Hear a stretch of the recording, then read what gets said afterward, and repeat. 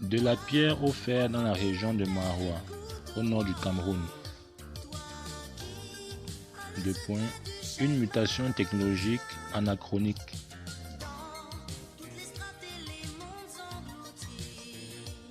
Résumé. Durant le néolithique, la région de Maroua, située sur l'une des rares sources de matériaux aptes à la taille représentée dans le bassin tchadien méridional, a été un centre majeur de production et de diffusion d'outils lithiques lourds. Alors que les populations alentours abandonnaient peu à peu l'usage de tels outils pour leurs équivalents métalliques, les tailleurs de Maroua ont continué à produire des pièces bifaciales, probablement de plus en plus difficiles à écouler. Durant plusieurs siècles, ils semblent avoir tenté de résister à la mutation technologique qui s'opérait à l'échelle régionale avant d'être confrontés à l'installation de groupes métallurgistes exogènes. Cette arrivée semble avoir mis un terme à l'activité de taille et permis une expansion des anciens tailleurs vers les plaines alentours. Mots-clés: Nord Cameroun, atelier de taille, mutation technologique, néolithique, âge du fer, expansion territoriale.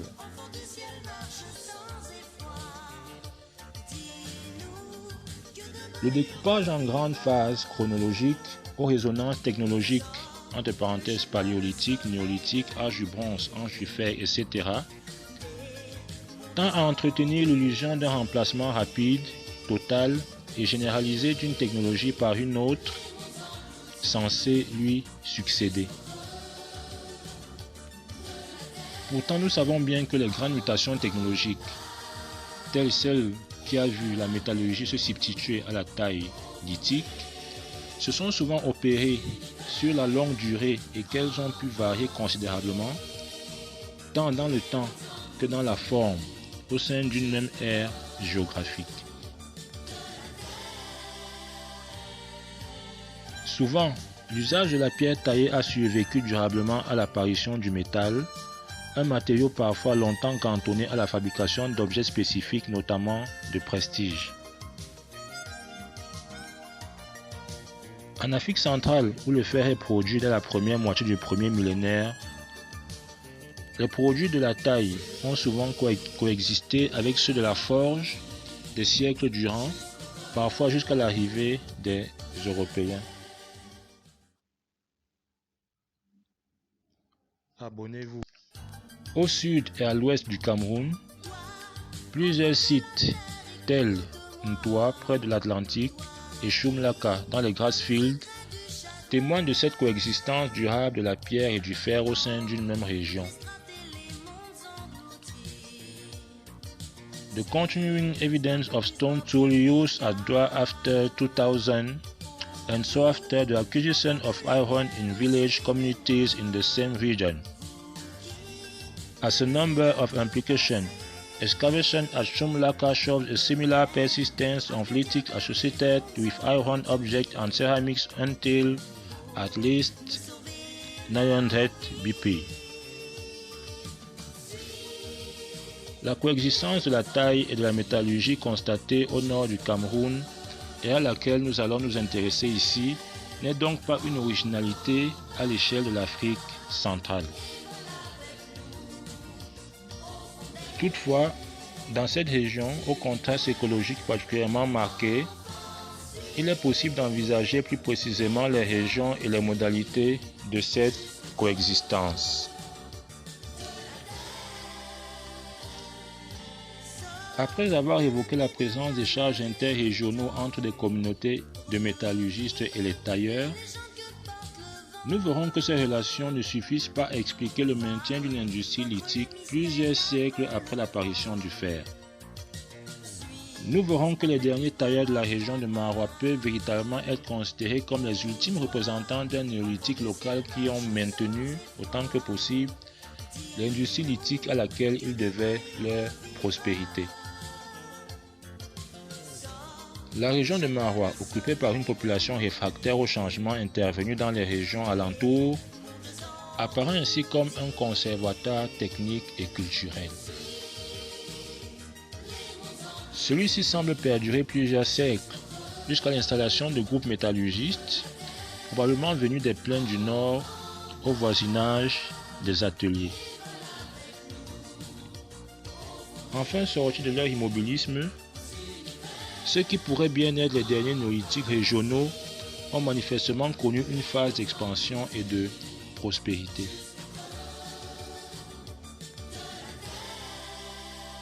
Une spécialisation lithique due à des conditions environnementalistes exceptionnelles. Le bassin méridional du lac Tchad, carte 1, se présente sur la majeure partie de sa superficie comme une vaste plaine d'inondations recouverte d'épais dépôts sédimentaires qui rendent le substrat rocheux totalement inaccessible, excluant de ce fait toute industrie lithique. Le reste du bassin est constitué d'une chaîne montagneuse, les monts Mandara, de ses piémonts où affleurent de nombreux Inselberg et des plaines alluviales plus ou moins bien drainées. Dans ce contexte, le socle étant surtout composé de roches granitiques et de gneiss, seules quelques zones de piémont recèlent en abondance des matériaux aptes à la taille. Parmi ces rares zones, la région de Maroua se repose sur un substrat de roche basique dite roche verte, est certainement l'un des plus importants gisements de matières premières de qualité. Nous pourrons le voir au niveau de la carte numéro 2, la deuxième carte. Ainsi, il n'y a rien d'étonnant à ce que les collines qui bordent la ville soient couvertes d'éclats de taille qui témoignent de leur utilisation comme carrière, probablement depuis le paléolithique, ni que des dizaines d'ateliers lithiques, entre parenthèses, certaines, une infime partie des stations existantes, aient été repérées dans les plaines interstitielles. Ici à l'image, nous pouvons déjà apercevoir la première carte qui représente le bassin tchadien méridional et les gisements cités.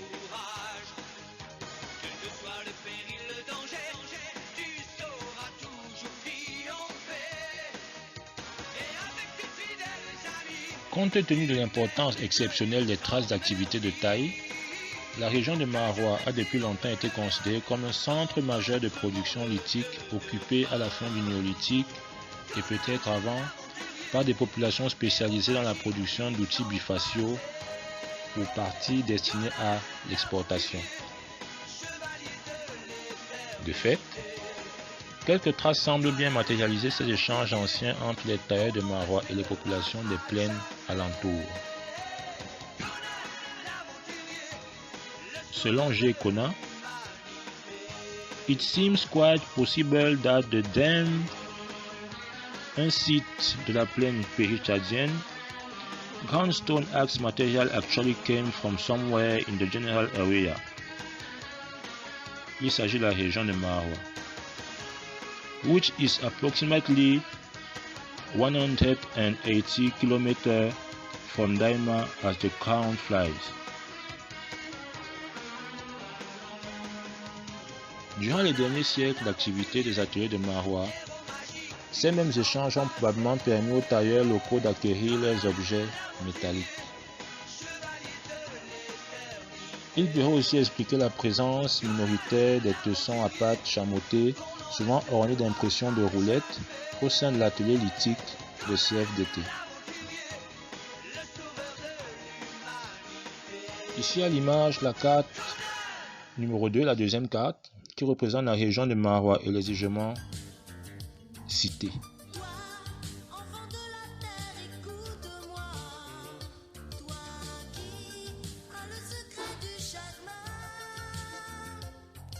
Bref, à l'échelle du bassin tchadien méridional, La région de Marwa offre des opportunités exceptionnelles pour ce qui est de l'industrie lithique et ce secteur est classiquement considéré comme l'un des principaux centres régionaux de production et de diffusion d'outils lithiques lourds. Fournissant une matière inépuisable, les gisements de Marwa devaient jouer, toute proportion gardée, le rôle d'un grand Pessimi, d'un centre de diffusion où des outils étaient confectionnés sur place dans des ateliers spécialisés puis troqués à l'état de produits finis ou semi-finis contre des denrées, sel ou natron, apportés par des populations plus septentrionales absolument démunies de pierres dures. Grand titre à la ligne, une industrie lithique étonnamment tardive. Les travaux menés depuis les années 1980 en différentes parties du bassin tchadien méridional ont permis de construire diverses séquences chronoculturelles qui, bien que présentant des sensibles différences, fournissent un cadre chronologique relativement cohérent au regard de l'immensité de la zone considérée. Dans ce cadre général, selon les régions, le début de la production métallurgique, phénomène qui marque l'entrée dans ce qu'il est convenu de dénommer l'âge du fer, semble se situer entre 700 avant Jésus-Christ et le début de l'ère chrétienne. Les plus anciennes dates se rapportent aux abords méridionaux du lac Tchad et au nord des monts Mandara, où des indices de production de fer sont attestés dès le milieu du premier millénaire before Jesus Christ. Aux environs du lac, cette production pourrait même être antérieure de quelques siècles. Selon Westmuller, les fouilles conduites à Kusakata, Mege, Ndufu, au Nigeria, suggèrent que the transition to the early Iron Age took place between 850 and 430 before Jesus Christ. Au nord des monts Mandara,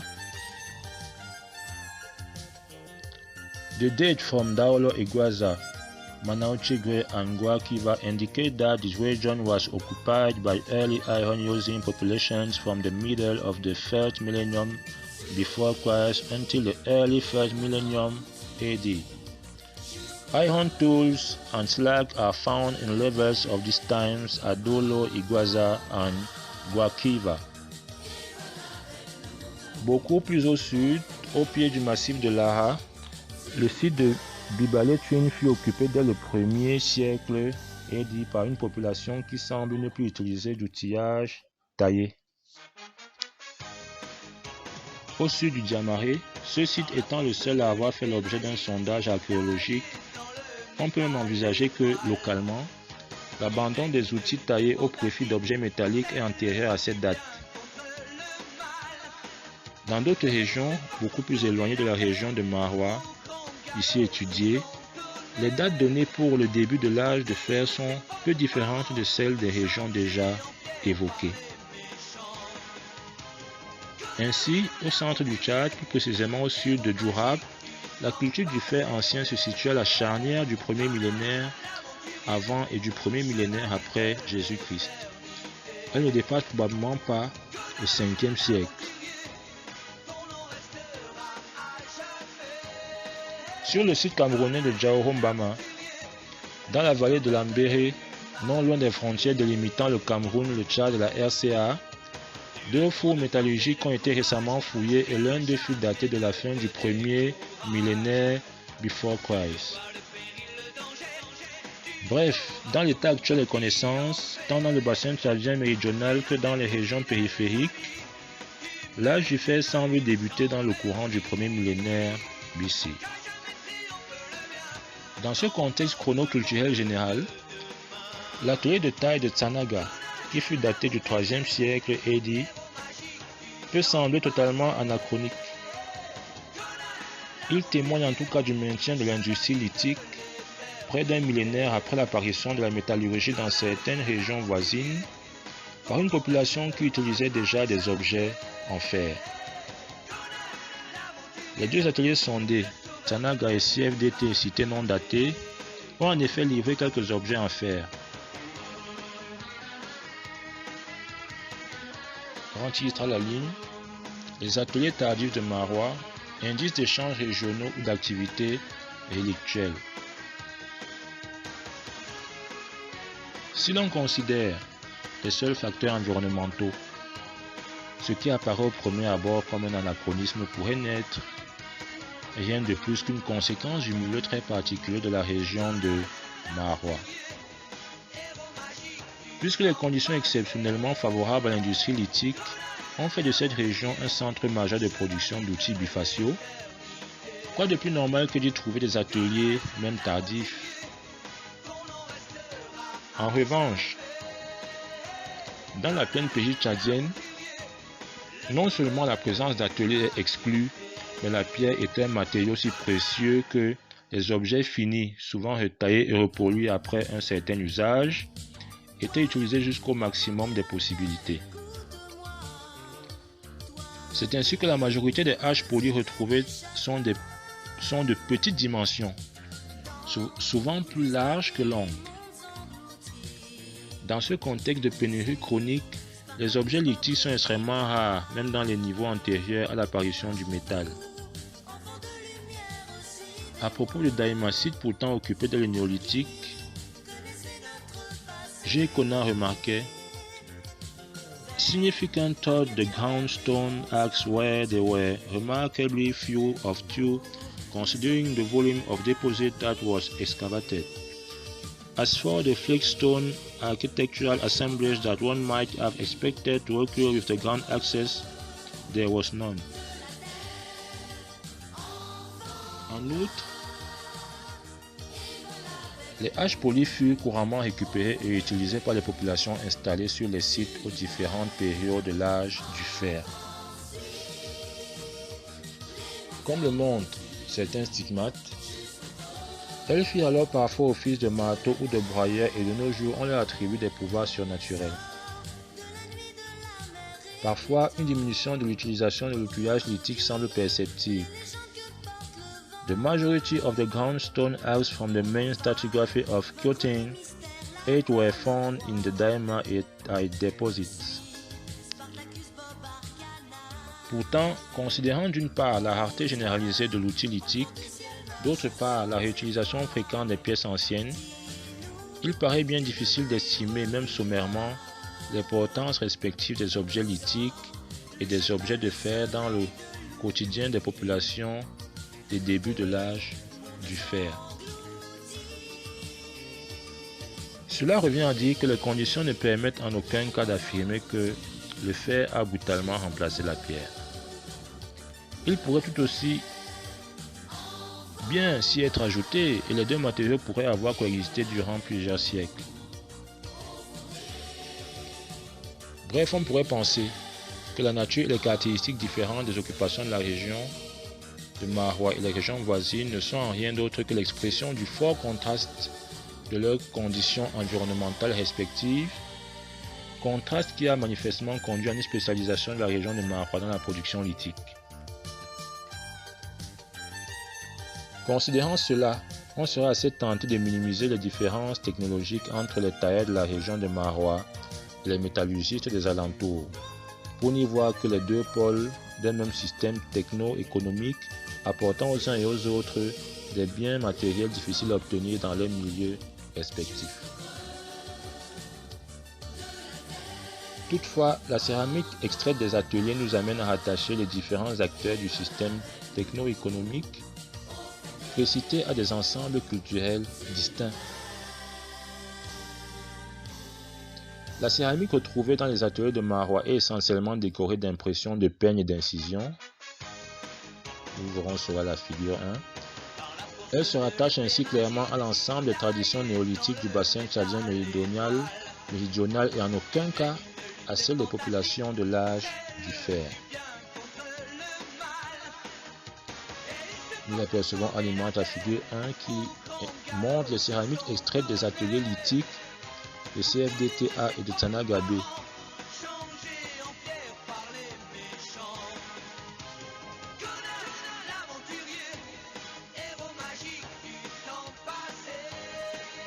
Les assemblages issus des ateliers de Maroua sont en effet manifestement très proches de ceux découverts au nord des monts Mandara et sur certains sites de la plaine péri-tchadienne dans des contextes strictement néolithiques. À Blabi, à Bornou, à Gréa Twin Peaks, à Gaïdigana et dans les niveaux anciens de Daïma et de Dolo et Gwaza. En revanche, quelle que soit la région considérée, les assemblages de CFDT et de Tsanaga différents clairement de ceux attribués aux premiers métallurgistes qui, partout, ont utilisé massivement divers types de roulettes, surtout des cordelettes dans la région péritalienne et le nord des monts Mandara, presque exclusivement des Scooby-Doo à Babiletchen.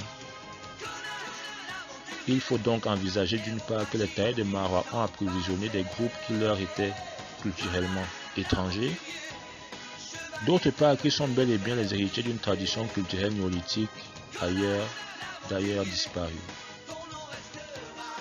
Bien qu'ils aient possédé des objets en fer, ils peuvent donc être considérés comme les derniers représentants d'une culture néolithique. Il n'en reste pas moins que, durant les 3 premiers siècles édits, les tailleurs de la région de Maroua, utilisateurs d'objets en fer, et les métallurgistes des plaines, peut-être encore utilisateurs d'outils lithiques, vivaient probablement dans des environnements matériels selon des modes économiques relativement proches. Des vestiges osseux des bovins ayant été reconnus dans l'atelier de CFDT, nos tailleurs semblent avoir été éleveurs, tout comme les métallurgistes de la plaine péritalienne qui, en outre, cultivaient du mil. Rien ne permet donc d'envisager que les populations considérées avaient des modes de vie radicalement différents.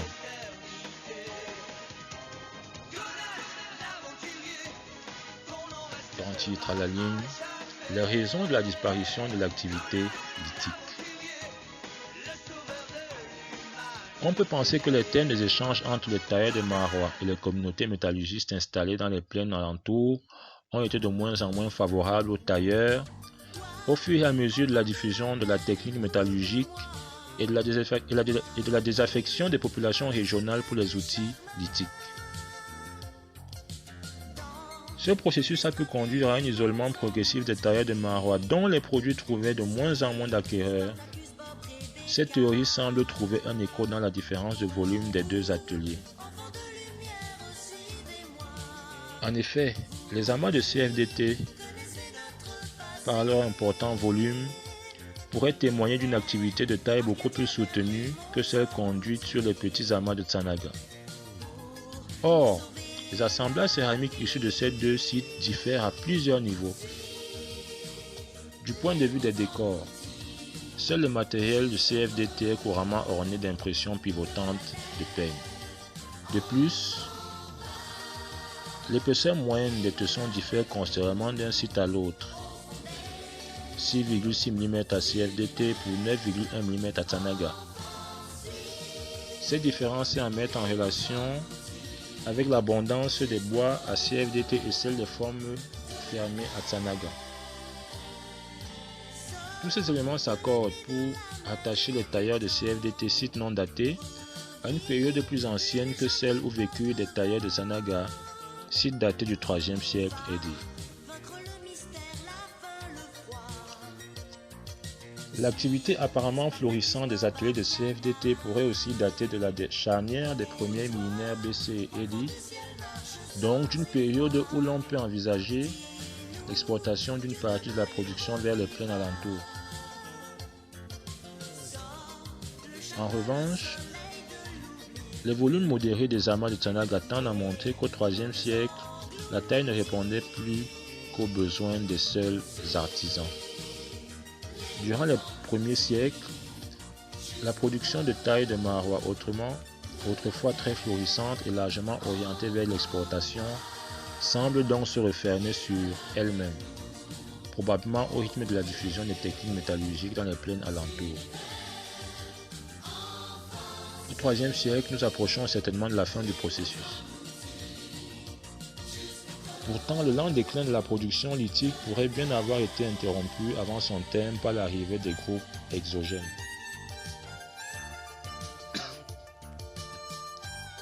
En effet, Vers le milieu du premier millénaire, plusieurs sites répartis dans un rayon d'une vingtaine de kilomètres autour de Maroua, entre parenthèses Mundu, Tchoukol, voire Mowo,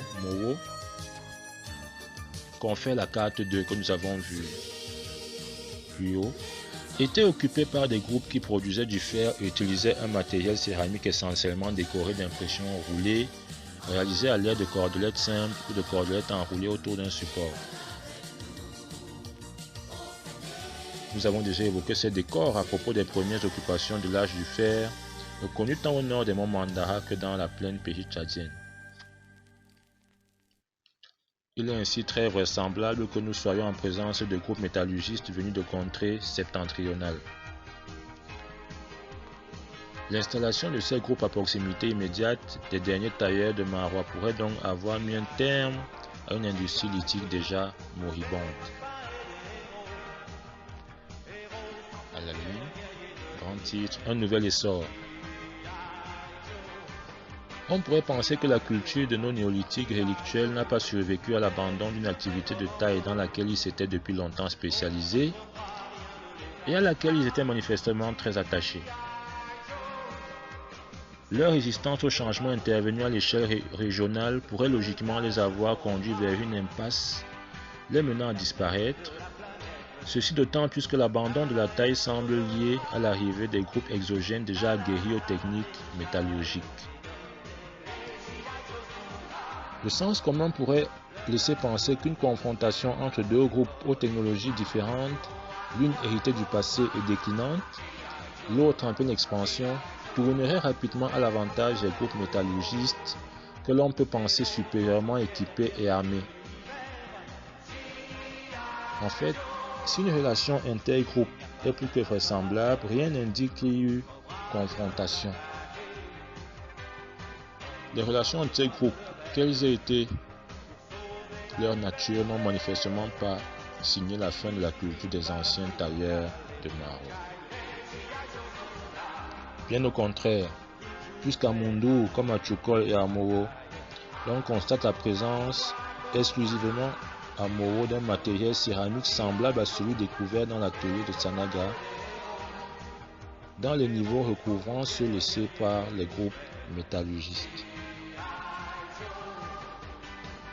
Bref, si une disparition ou une assimilation culturelle a pu résulter de la confrontation entre les ex-néolithiques locaux et les métallurgistes exogènes, elle ne peut que concerner ces derniers.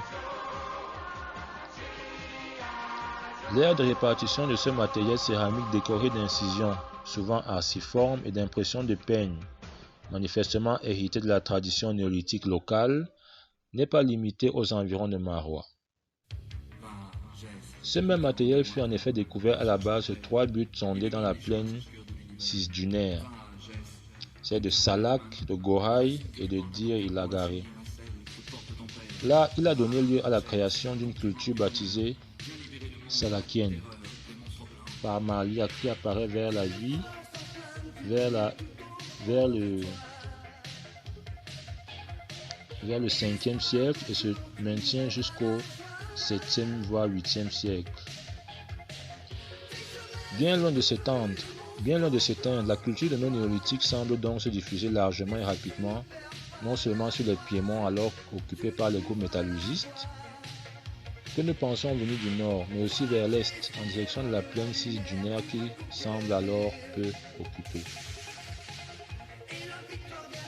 Des siècles durant, en raison des facteurs géomorphologiques évidents, la région de Maroua fut l'un des principaux centres de production lithique du bassin tchadien méridional, dont les produits étaient partiellement destinés aux communautés installées dans les plaines septentrionales. Une fois le fer apparu dans ces plaines, les volumes exportés durent se réduire progressivement. Finalement, la technologie métallurgique se diffusant et le fer devenant plus abondant, les tailleurs de la région de Maroua se retrouvèrent environnés de populations qui n'utilisaient plus guère d'outillage lithique. Malgré cette évolution générale défavorable, la population installée à Maroua semble avoir cherché à maintenir une industrie lithique dans laquelle elle s'était spécialisée depuis des siècles et qui lui avait assuré une prospérité durable.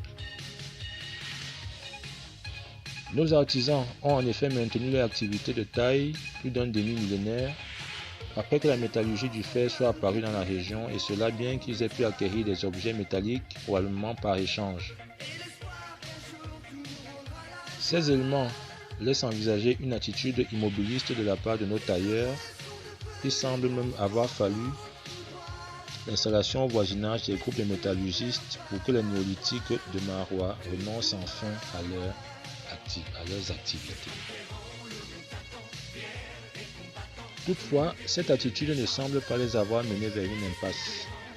Plusieurs siècles après les peuples alentours, les néolithiques de Marois abandonneront eux aussi l'usage de la pierre pour entrer de plein pied dans l'âge du fer.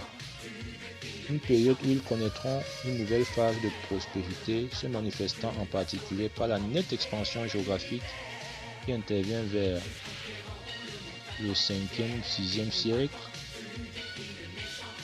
Tout semble ainsi se passer comme si, une fois libérés des liens qui les maintenaient au voisinage des affairements de matières premières, nos extérieurs avaient pu se répandre sur les plaines et piémonts alentours qu'ils occuperont jusqu'au 7e, 8e siècle. Nous avons vu que cette libération soudaine pouvait résulter de l'installation de groupes métallurgistes à proximité de Marois. Il est impossible d'affirmer que ce sont ces mêmes groupes qui initièrent nos néolithiques aux techniques du fer, leur permettant d'abandonner la taille lithique pour devenir des salakiens. On peut toutefois penser que leur présence a facilité l'acquisition d'objets métalliques qui purent ainsi rapidement se substituer aux objets lithiques. L'exemple présenté ici semble finalement montrer qu'une population qui a été la grande bénéficiaire d'un système de production et d'échange peut avoir de grandes difficultés à s'en extraire lorsque celui-ci décline dans le cadre d'une mutation technologique généralisée. Cette population peut alors tenter de s'isoler plus ou moins totalement des évolutions intervenant ailleurs.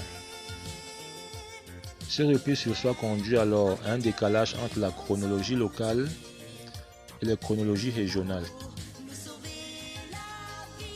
On peut toutefois penser qu'un tel repli n'est pas viable et qu'il ne peut que différer une évolution technologique inéluctable ou conduire à la disparition de la culture concernée. De fait, l'isolement technologique des tailleurs semble avoir été rompu par l'installation des groupes qui avaient déjà opéré leur mutation technologique. Toutefois, les néolithiques rélictuels de Marois, une fois sortis de l'ornière technologique dans laquelle ils semblent s'être enlisés, ont manifestement connu un bel avenir. Cela montre qu'un virage technologique mal négocié ne conduit pas nécessairement vers une impasse et qu'une société qui s'est temporairement mise à l'écart des évolutions régionales peut connaître, une fois sortie de son isolement, une période d'expansion.